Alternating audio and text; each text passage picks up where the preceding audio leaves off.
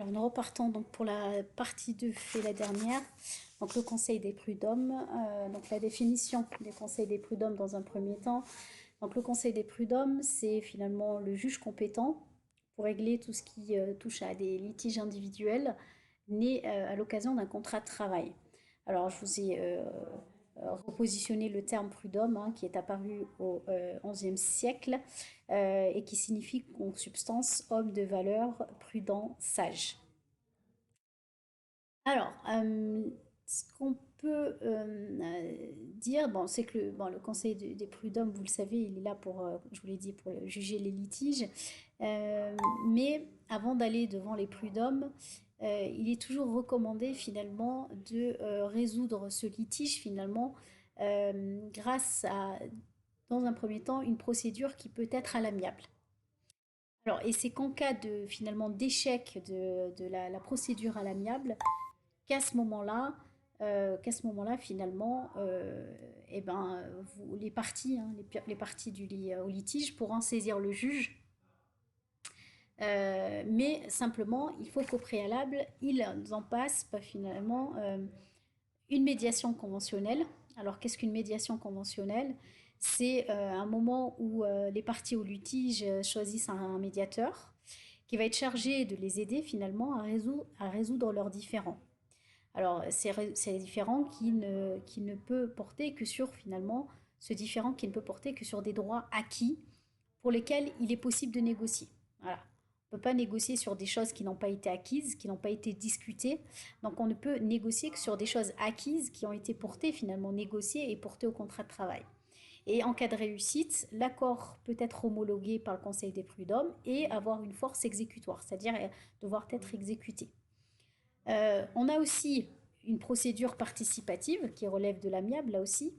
Il s'agit d'une convention finalement par laquelle, alors une convention en contrat, hein, par laquelle les parties indifférents s'engagent à rechercher de bonne foi la résolution amiable de leurs différends sous l'égide par contre là d'un avocat. La médiation conventionnelle, on était sous l'égide d'un médiateur, là on est sous l'égide d'un avocat. Ils s'engagent à rechercher de bonne foi une solution finalement, une solution à l'amiable. Donc on est sur une solution qui va faire l'objet d'une convention, d'un contrat à durée déterminée, dans lequel pendant un laps de temps, on va chercher finalement à résoudre des éléments de litige. Dans ce contrat, on va détailler par exemple les éléments qu'on va s'engager à résoudre, hein, tout simplement. Et tant que le contrat est mis en œuvre et que on s'engage à résoudre différents points, donc il n'est pas possible de passer devant un juge. D'accord? Toute action devant un juge des prud'hommes est irrecevable. Donc c'est au moment où on constate que malgré les engagements, il n'y a pas eu exécution des engagements, qu'à ce moment-là, on peut effectivement saisir les prud'hommes. Donc finalement, deux étapes. Première étape, médiation conventionnelle avec un médiateur. Ça fonctionne, c'est très bien. On peut aussi tenter la procédure participative avec un avocat, avec là aussi la mise en place d'un contrat où les parties vont s'engager à mettre en œuvre des démarches pour résoudre le problème. Et auquel cas, si ça ne marche toujours pas, effectivement, là, vous pouvez porter l'affaire devant les juges des prud'hommes.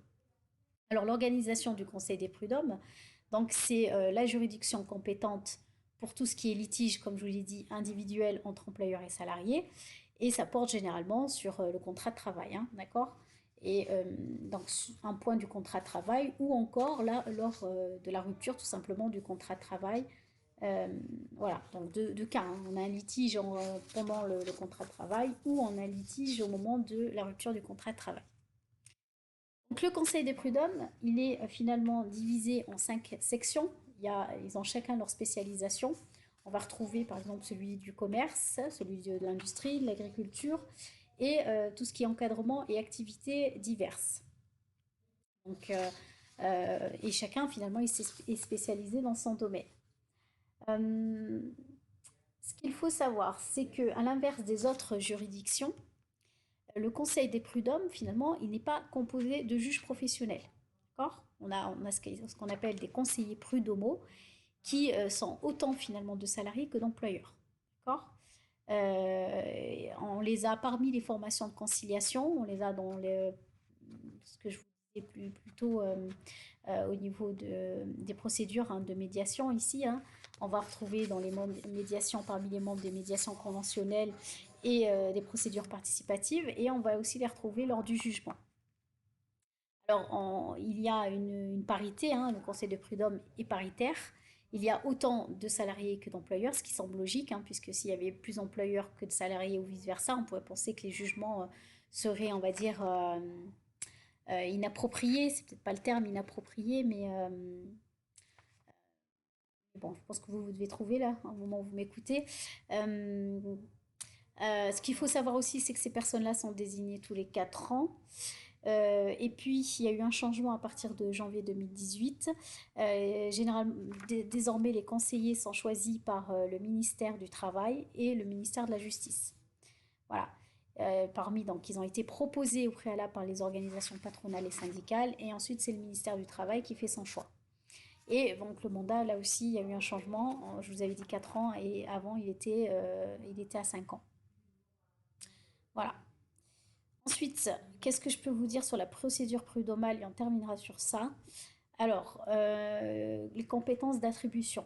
Donc là, je reviens un peu sur ce que j'ai dit, un litige d'ordre individuel opposant employeur salarié, né à l'occasion du contrat de travail. Donc là, je me répète un peu, mais par contre, les compétences territoriales, là, c'est intéressant. Donc, ce qu'il faut savoir, c'est quel est le conseil des prud'hommes qui est compétent. Alors, si vous êtes un salarié installé dans une entreprise bien établie, hein, avec une adresse bien établie, c'est le conseil des prud'hommes qui est dans le lieu où est situé votre établissement. C'est lui qui va se saisir de votre affaire.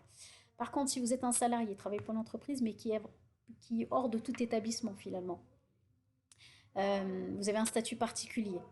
Vous n'êtes pas affilié à une adresse particulière. Et là, vous êtes plutôt, c'est le conseil de prud'homme de votre domicile. Ou sinon, vous pouvez toujours saisir le conseil de prud'homme du lieu où le contrat de travail a été contracté, ou encore du lieu où votre employeur est établi. Voilà. Voilà, donc il y a plusieurs possibilités, mais disons que celle qui prime, c'est le lieu où se situe votre entreprise. C'est la ville, la région dans laquelle le conseil des prud'hommes va se situer, qui va se saisir de votre affaire. Voilà, donc j'en ai terminé avec ce cours. Donc j'espère que vous avez pris des notes. Dans tous les cas, vous pouvez revenir aisément sur les vidéos. Prenez des notes. Et puis donc moi, comme je vous l'ai dit, je vous dépose un document que vous devez compléter, enfin faire, hein, une fois que vous aurez écouté la vidéo sur l'ENT. Voilà, et n'hésitez pas à me poser des questions via un forum que je créerai là aussi sur l'ENT. Merci.